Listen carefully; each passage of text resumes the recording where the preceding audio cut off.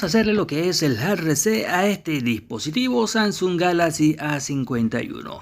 Primero que todo nos vamos lo que es a llamada de emergencia y aquí vamos a conectar lo que es el cable USB. Vamos a conectar lo que es el cable USB desde la PC. Y vamos a presionar los siguientes botones. Vamos a presionar botón de encendido y botón de volumen abajo mientras que toquemos las teclas para ver cuando el dispositivo ya reinicie.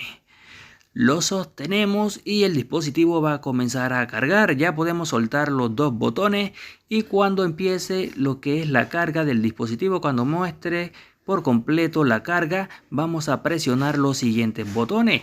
Botón de encendido y el botón de volumen arriba. Vamos a presionarlo, lo sostenemos. Cuando ya el dispositivo inicie, contamos 5 segundos y podemos soltar el botón de volumen abajo. Lo soltamos y así automáticamente vamos a entrar lo que es al modo recovery. Ahora nos desplazamos donde dice WP Data Factory Reset. Seleccionamos con encendido, bajamos y donde dice restablecer con encendido, volvemos a...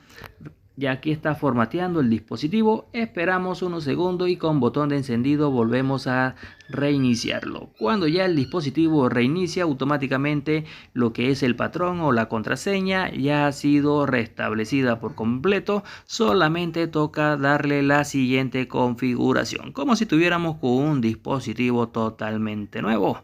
Ya sabes, si eres nuevo en nuestro canal, suscríbete, activa la campanita, dale like, compártelo y deja un buen comentario. Esto ha sido todo por hoy. Hasta la próxima, queridos amigos.